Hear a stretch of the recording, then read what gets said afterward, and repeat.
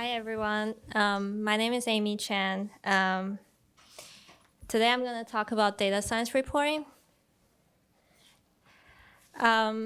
First, about me, I'm a data scientist at System One. It's an ad tech company in Venice, and there are a lot of us today here. And if you want to learn more about the company, we have a booth outside. Outside of work, I do a lot of community work. I am one of the organizers for PyData LA, and I run monthly meetups in West LA, the LAR user meetup. I also hosted the first Saturday this year in April at UCLA. There will be another one next year, so hope to see you there. So show of hands, how many here are data scientists? Or, yeah. So how many of you actually think about doing reports for your data science work? And how many of you only do it when people ask you to do it?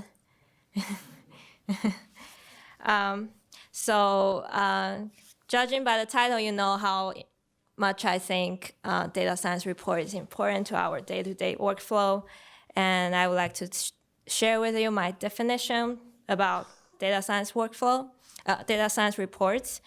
So I think data science reports should inform data scientists and stakeholders who could be your clients. If you work for a big company, it could be your product team, business people who request for a data science solution from you. And the data science report should show whether a data science solution worked, how well it worked, and whether it continues to work in the long term. So I'm going to begin with an example. That's a vending machine. Say that you want to build a model for this vending machine, and your task is to recommend the bottle that lights up. And you will have, of course, this vending machine will be powered by AI, and there's some sort of model behind it. And you, as a data scientist, wants to maximize the revenue brought by this vending machine. Any questions about this before we look at the data? No? Okay. So this is what a usual report will look like for such a task. On the left, you see a bar chart for the revenue. It's growing, it's great. We are making more and more money with this vending machine. And on the left, you have a table which has day-to-day reports of the performance of this vending machine. And what's missing here? Any volunteer?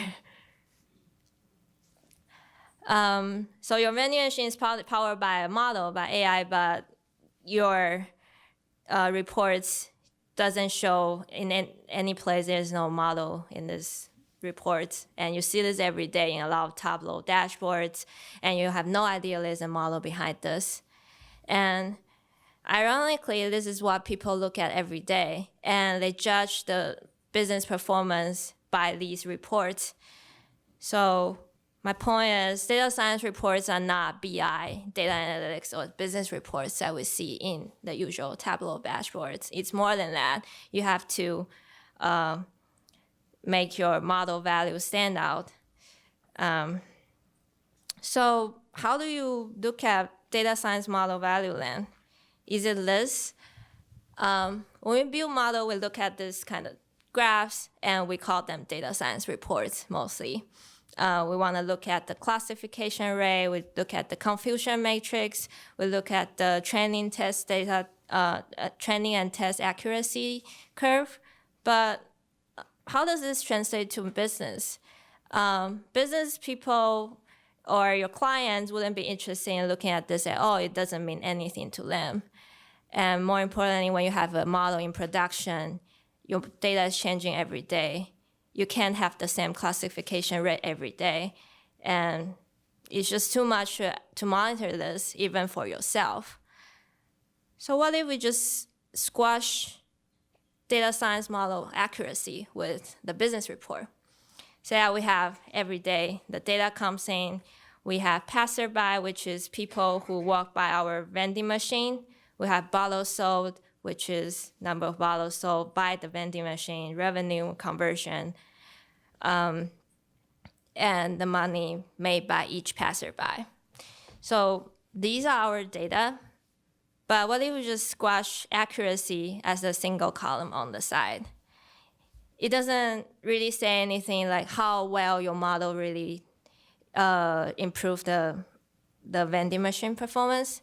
So data science reports are not model assessment either, because even if you got 100% every day on your model accuracy, it doesn't really mean anything to the business. So this is not too helpful. So let's go back to the good old Venn diagram. Data science, people who in the seats who are data scientists must have seen this kind of Venn diagram before. In my opinion, data science reports should be also a Venn diagram. It should include the BI, data analytics, business reports, and also model assessment. You have to show both at the same time. So this is my AI vending machine report. When there's no model, we are making this much money. That's the column on the left in the red box. And when we have a model, we are actually making more money. And it shows very clearly how much your model is making every day. And you kind of incorporate that into the similar layout that business report already are. And you can see clearly how much impact we're bringing to the table. And it's also not too much burden for people to read this report, because it's almost the same amount of information. So, any questions so far? Before we begin building our report for this vending machine, I would like to point out something that's very important to all the data science projects. How many of you have been in a situation where you have to argue with a lot of other teams what kind of metric you were optimizing in the first place? 6 months ago, they wanted to maximize the revenue made by the vending machine, and 6 months after, they are interested in something else. So you did all the work for your data science model, but after 6 months, people forgot what we started working on, and the objective is blurred. So the metric is actually the foundation of your data science report. You have to think clearly, like, this is what we're trying to optimize, and this is the center metric that we're monitoring every day. So my advice is just to decide on just one metric, especially in business setting. You don't want to optimize 2, 3, 5 metric, just one. And we are focusing all our energy on maximizing that one metric. And you have to communicate and agree on this in advance. It will involve a lot of communications and meetings, and people will have different opinions because we all have different interests in the business. But communicating this in advance would save you a lot of time and effort. And also, it's not often, but not necessarily, the outcome variable of your model. Let me show you how. So we have our vending machine again. We build a model that recommends drinks, which is the bottle that lights up. And we're trying to maximize money per passerby. Like, people who walk by this vending machine, how much do they end up spending on this machine? And this is our metric.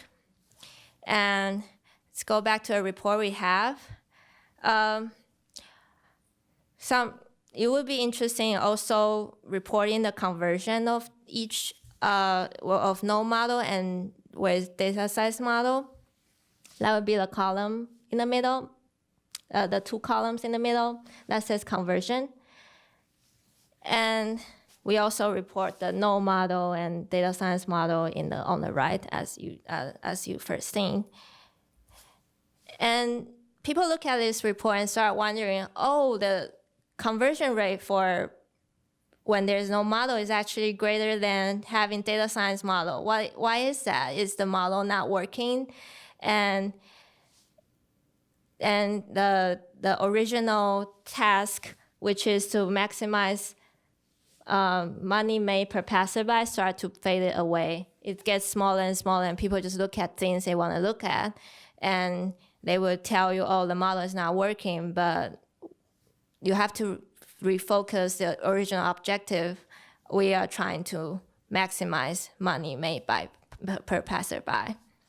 So refocusing this conversation is very important, and it will be helpful in the long term. So that's why I said it's important to decide on one metric and kind of stick with it in all the meetings and follow-ups after you launch the model.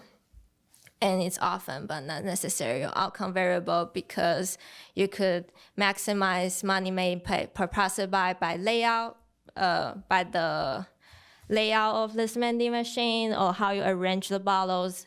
It doesn't have to be money per passerby as your Y variable.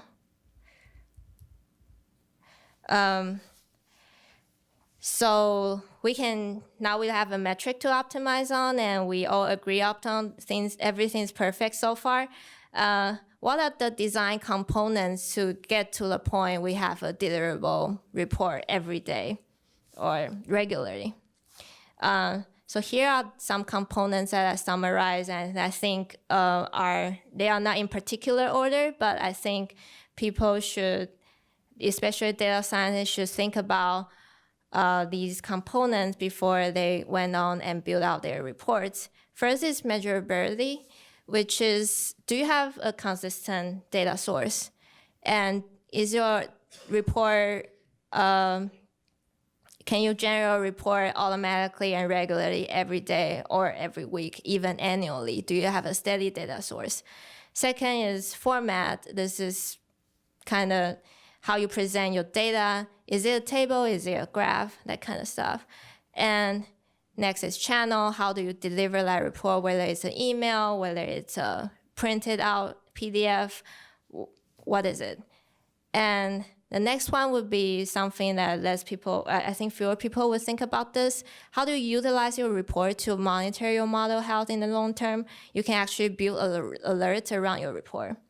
And finally, think about your audience and improve your reports in the long term. Let's start by measurability. Can you actually regularly and automatically build the data science report?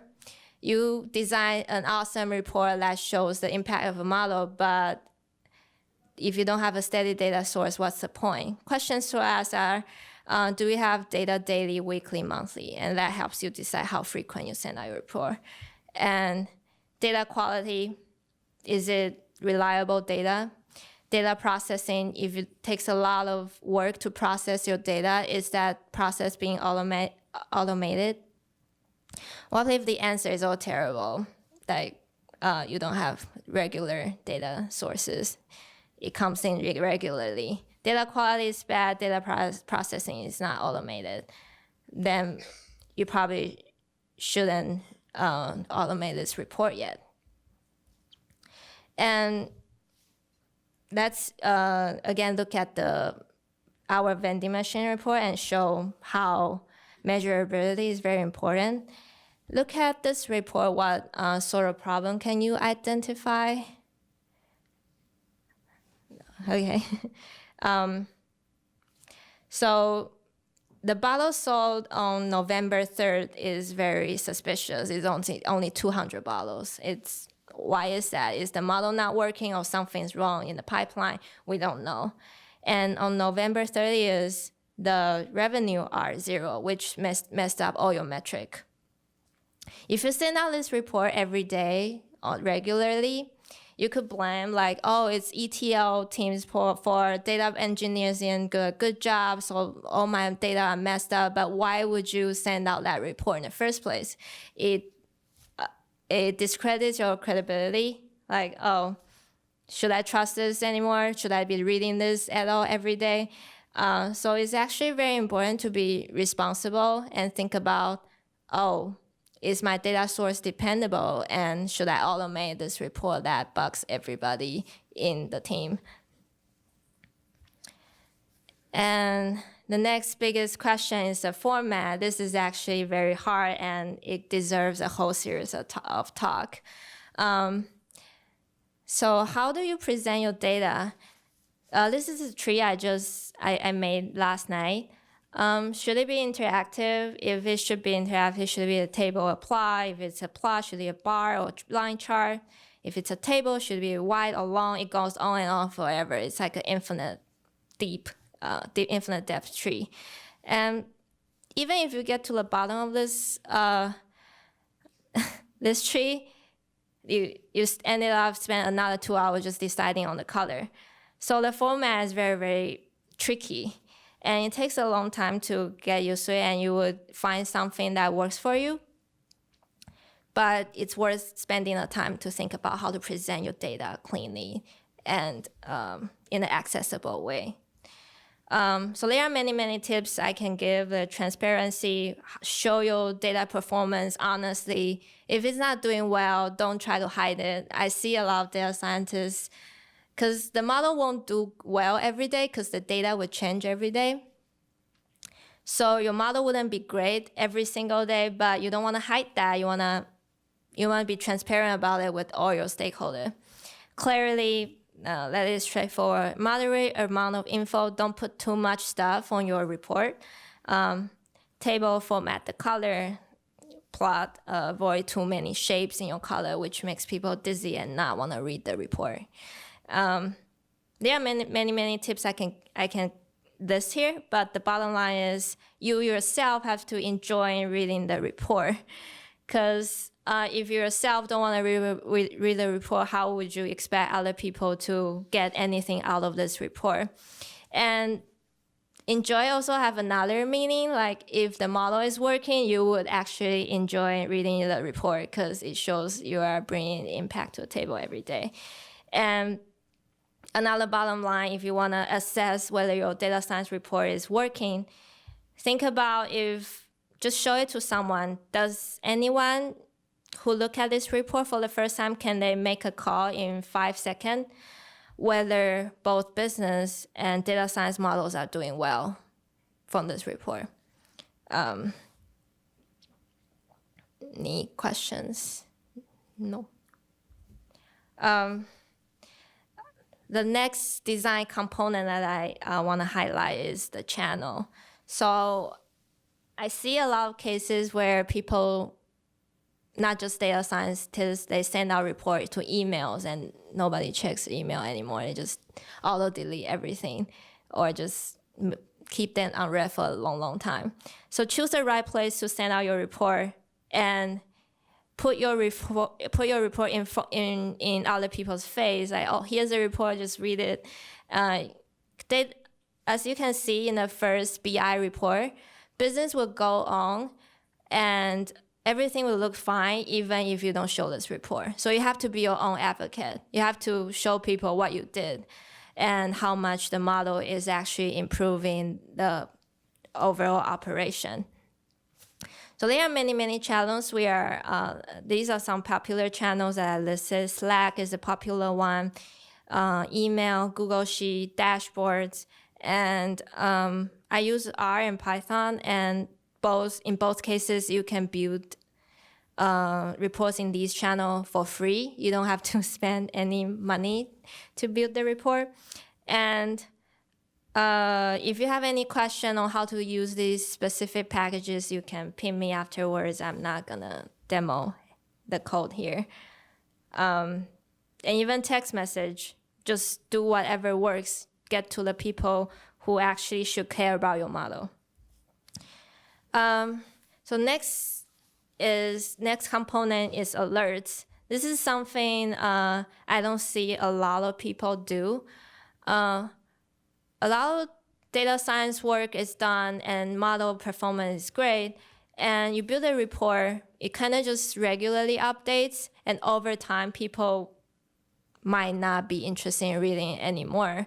And you can make your report work for you. Like if we are monitoring the data science lifts on this vending machine, every day this number better be positive. If it's not, we have to investigate why. And you can easily build a if statement report and if statement alert and ping you about weird numbers in this report. And this is something we can easily do, and it's very easy for anyone to bring up, to notice there's a problem. So next component, let's go back to the fundamental. Who are you trying to talk to? The audience is your stakeholder, who the people who uses your model, and also yourself. How would you benefit yourself in 6 months by reading this report? Me, myself, I build a lot of models that work in production, and sometimes I forget about them. And 3 months later, somebody asks me to check one model. I can just pull out my report and I see, oh, maybe something's wrong, and I can easily identify where the problem is and start writing SQL, etc., to check the data. So you're building this report for yourself. So you want yourself to be, you want it to be a pleasant experience to read your report in 6 months. So use the report to measure and monitor data science performance. And another thing that I accidentally benefit from the reports are I discover a lot of missed opportunities in the reports, because when you list out the data every day, you kind of see pattern. You see optimization opportunity. For example, we look at the case where conversion rate was greater when there is no model. Why is that? We could do more work on that. And your data science report would help you discover those opportunities. And in the long term, it's just healthier to maintain that relationship with all the clients inside the organization. You have to educate your audience on data science philosophy. Like if you have your audience read the report every day, they will get used to it and start asking questions around the numbers they see in the report. So I'm gonna showcase some stuff I can make. I use R, and this is a Slack message. It's clean. It's a weekly report on the vending machine, and it's sent out to a public channel, so anyone who have anything to do with the vending machine project can look at this report and ask me questions. So transparency is achieved, and I think the report is pretty clear, like how well it's doing, and it doesn't have all the confusing data science metrics that we monitor, because we can keep that to ourselves. And Google Sheets is also a popular choice. The nice thing about Google Sheets is you can even import back to your R or Python and then analyze the performance data in the long term. So saying all that, I just want all the data scientists to go back home and check your data science reports if you have any. Just ask yourself these questions: whether your data science report show if the model worked, how well it worked, and whether it continues to work. Does it have the ability to help you monitor a model in the long term? And just be responsible for things you put out to production. And the main takeaway, if you didn't get anything out of it, it's too much information. I think people should really go home and start think about how data science report should be a part of your data science workflow. So you design a report before anyone asks for it. It will benefit yourself tremendously, because when people ask you questions about your model, you could answer it right away, and people will be amazed. Whoa, how did you think of that beforehand? Because you made a report and just read it and tell them the answer right there. And it also benefits your future self because you never know how long your model is going to run. Some model runs for 3 years. I have a model that runs for 2 years. I never looked at it. Some days, a guy pinged me and asked me to check the model, and I can just pull out the report. It's very easy. And have some backup slides if there's no questions. Hi there. So a lot of what I'm seeing with your reports is you're comparing with and without a model. I'm assuming that has the assumption that some subset of devices are not running the model. What do you do in situations where business reasons or whatnot, everything is uniformly applied? Do you have any recommendations for that? It's actually part of why I said the report will help you build up the data science philosophy, because sometimes you need to ask your cooperating teams that, we need to have a continuous baseline to monitor so that we have something to compare to. And it takes a while for people to accept that, because they are like, if we have an awesome model, why don't we apply it on everything and everything? And it takes time to advocate that, but the report can also help you do that, because when you show that, you can tell them, it's very clear that it's working or not. And we can do this for years and years. And it's just very straightforward for people to monitor in the long term. Whereas you have one solution working on all of MD machines, you wouldn't have that ability. Yeah. How do you sort of maintain interest in a report, especially if things are going really well for weeks or months on end and things are looking good? I mean, I'm assuming people will eventually just kind of be like, all right, I'm sure it's fine until it's not. That's how the alert part would help. So if you build the alert also before anyone asks for it, you build the alert. And for myself, I have like 10 reports. I don't look at them every day. And if something's wrong, it will ask me to check it. So that's why it's also very important to define like important metrics you want to monitor, so you can pin yourself. You can't possibly look at all the data every day. Yeah. So I think I have time for my backup slides. So I'm gonna make some ads for my coworker. He's gonna present on using embedding layers to manage high cardinality tomorrow, and I encourage you to check out that talk. It's very, very different from mine, and I have another backup slides.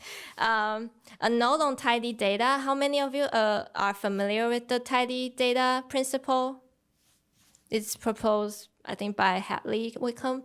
And so one problem I couldn't get around myself is I'm used to seeing only tidy data.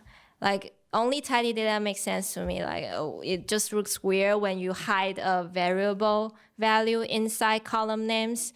But from my experience, readability is more important, like how to present your data in a readable way instead of in a tidy way, because you're not using the data to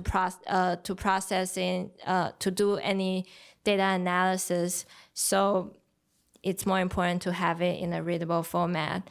And for those who are not familiar with tidy data, here's the quote, and you can just read that. So in my experience, even though in some cases where the business stakeholders and the data science team and the overall engineering team come to a decision as to like the one metric that you decide to measure, sometimes after the fact, as you had mentioned, maybe some months will pass by and suddenly to the business stakeholder, something else is of importance. So in those cases, even though maybe you've already addressed what that one metric is from the get, like how do you adapt? And like, how have you personally encountered those situations and navigated those conversations? If it's a different metric, that's not what you were building the model for in the first place. So you either have to persuade other people that we have to stick with the metric, and only if you think it still makes sense. But if the metrics is changing and we need to realign the goal, then we should rethink about the whole project and probably build a new report or even model to adjust the situation. Yeah. I guess there are no more questions. Thanks, Amy. It was Yeah. a very informative talk.